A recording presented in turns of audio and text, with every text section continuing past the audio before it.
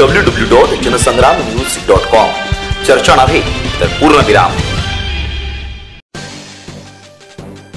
विधानसभेत आज blue whale गेमचा मुद्दा चांगलाच गाजला.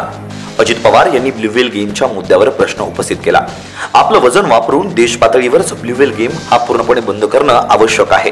सरकारनं हा विषय गांभीर्यानं घेणं गरजेचं आहे, असं अजित पवार म्हणाले. अजित पवार यांच्या प्रश्नाला मुख्यमंत्र्यांनी उत्तर दिलंय. हा इंटरनेट बेस्ड गेम असल्यानं त्याचं सर्व्हर आपण होस्ट करत नाही, तो बाहेरून आहे, त्यामुळे तो कसा थांबवता येईल याबाबत केंद्र सरकारशी बोलून कारवाई केली जाईल, असं म्हणत मुख्यमंत्र्यांनी उत्तर दिलंय. या ब्लू व्हेल गेममुळे मोठ्या प्रमाणात आत्महत्या घडलेल्या आहेत. मुलांना पूर्णपणे चार्ज केलं जातं, त्यातनं त्यांच्यात त्या गेम मध्ये त्यांना ते इतके असे रमून जातात आणि त्याच्यातले मग एक टास्क म्हणून आत्महत्या करा आणि मग ते आत्महत्या करतात.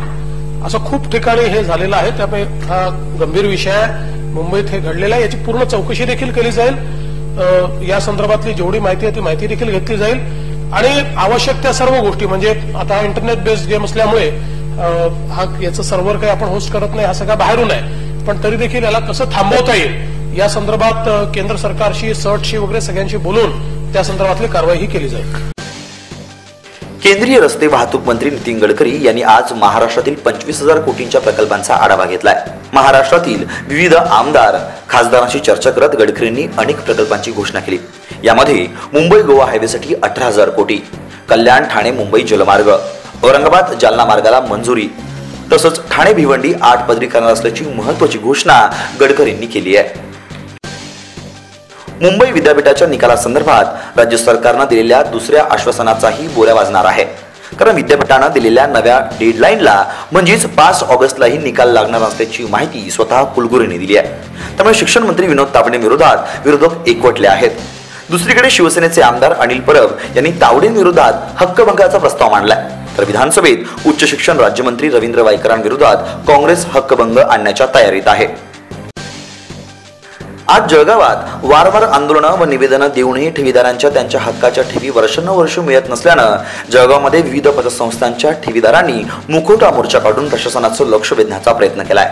मी आळशी सहकार, ठेवींबाबत उदासीन सहकार, कर्जवसुली न करणार सहकार, 10 वर्षांपासून ठेवीदारांना फिरवणारं सहकार अशा घोषणा देत जनसंग्राम संघटनेच्या ठेवीदारांनी आपला रोष जळगावात मोर्चा काढत व्यक्त केला. बाहुबलीतल्या प्रभासारखी धबधब्यावरून उडी मारण्याचा प्रयत्न मुंबईच्या व्यावसायिकाला चांगलाच महागात पडलाय. शहापूर जवळच्या माहुली धबधब्यावरून उडी मारताना इंद्रपाल पाटील या व्यावसायिकाचा मृत्यू झालाय. माहुल धबधब्यावर मृत्यू झाल्याची यंदाची ही दुसरी घटना आहे. दरवर्षी पावसाळ्यामध्ये या धबधब्यावर असे अपघात होत असतात. पीक विम्याच्या बाबतीत एकीकडे शेतकरी संतप्त झाल्याचं चित्र पाहायला मिळते, तर दुसरीकडे बँक कर्मचारी गोंधळलेल्या अवस्थेत असल्याचं आज समोर आलंय. परळी तालुक्यातील धर्मापुरीच्या जिल्हा बँकेच्या शाखेत पीक विमा भरल्यानंतर बँकेनं चक्क 32 जून 2017 तारीख असलेल्या पावत्या शेतकऱ्यांना दिल्यात. चुकीचा महिनाच नाही तर अस्तित्वात नसलेली तारीखही बँकेनं पावतीवर छापली आहे. त्यामुळे पीक विम्यावरून बँका शेतकऱ्यांची थट्टा करतायत की काय असा प्रश्न आता उपस्थित होऊ लागलाय. नाशकात सर्वेक्षणाविनाच धरणातील गाळ उपसा सुरू असल्याचा धक्कादायक प्रकार उघडकीस आलाय. रेतीतून उत्पन्नाचा नवीन स्रोत शोधण्यासाठी निवडलेल्या 5 धरणांपैकी गिरणा आणि गोसीखुर्द धरणात नेमका किती गाळ आहे याबद्दल खुद्द जलसंपदा विभागच अनभिज्ञ आहे. विशेष म्हणजे या 2 धरणांचे आजवर गाळ सर्वेक्षण कधी झालेलंच नाहीये. हतपूरमध्ये सर्वाधिक म्हणजेच 37.98%, जायकवाडीत 4.87% आणि उजनी धरणात 10.82% इतका गाळ आहे. या काळात रेतीचं प्रमाण किती हे देखील अस्पष्ट आहे. याचा अंदाज न बांधताच उपसा प्रक्रिया राबवल्यास त्यात शासनाची फसगत होण्याची शक्यता तज्ज्ञांकडून व्यक्त केली जाते. जळगावच्या आकाशवाणी चौकातील रिक्षा स्टॉप जवळ सुरू असलेल्या जुगार अड्ड्यावर जिल्हा पेठ पोलिसांच्या पथकानं धाड टाकली. यात 4 जणांना अटक केली असून त्यांच्याकडून तब्बल 1,06,790 रुपयांचा मुद्देमाल पोलिसांनी जप्त केलाय. या प्रकरणी 4 जणांविरोधात जिल्हा पेठ पोलीस ठाण्यात गुन्हा दाखल करण्यात आलाय. तर दुसरीकडे मरीमाता मंदिरासमोरील इस्लामपुरा येथे शनीपेठ पोलिसांनी छापा मारत एका सटोड्याला अटक केली आहे. सटोड्याविरुद्ध शनीपेठ पोलीस ठाण्यात गुन्हा दाखल करण्यात आलाय. गडचिरोलीत दारूबंदी असताना विक्रीसाठी आणलेला तब्बल 1 कोटींचा दारूसाठा जप्त करण्यात आलाय. परराज्यातून गडचिरोलीत मोठ्या प्रमाणावर बनावट विदेशी दारू आणली जात असल्याची माहिती चार्मोशी पोलिसांना मिळाली होती. त्यानुसार चार्मोशी तालुक्यात श्री निवासपूर येथे धाड टाकून पोलिसांनी ही कारवाई केली आहे.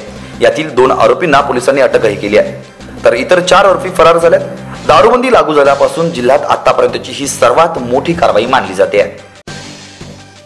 जनसंग्राम न्यूज मध्ये अत्यंत महत्त्वाची आणि शेवटची बातमी ती मुंबईत निघणाऱ्या 9 ऑगस्टच्या मराठा मोर्चा आधी शिष्टमंडळानं सरकारशी चर्चा करावी, सरकार त्यांना चर्चेचं निमंत्रण देईल असं महसूल मंत्री चंद्रकांत पाटील यांनी म्हटलंय.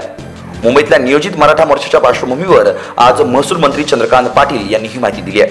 कोपर्डी घटनेनंतर महाराष्ट्रात एकूण 58 मराठी मोर्चे निघाले, ज्यानंतर मराठा तरुणांसाठी सरकारनं अनेक निर्णय घेतले, तर दुसरीकडे आरक्षण आणि अॅट्रॉसिटीचा मुद्दा अजून न्यायप्रविष्ट आहे. सरकार यासाठी चर्चेतून तोडगा काढू इच्छित आहे असं यावेळी चंद्रकांत पाटील यांनी म्हटलंय.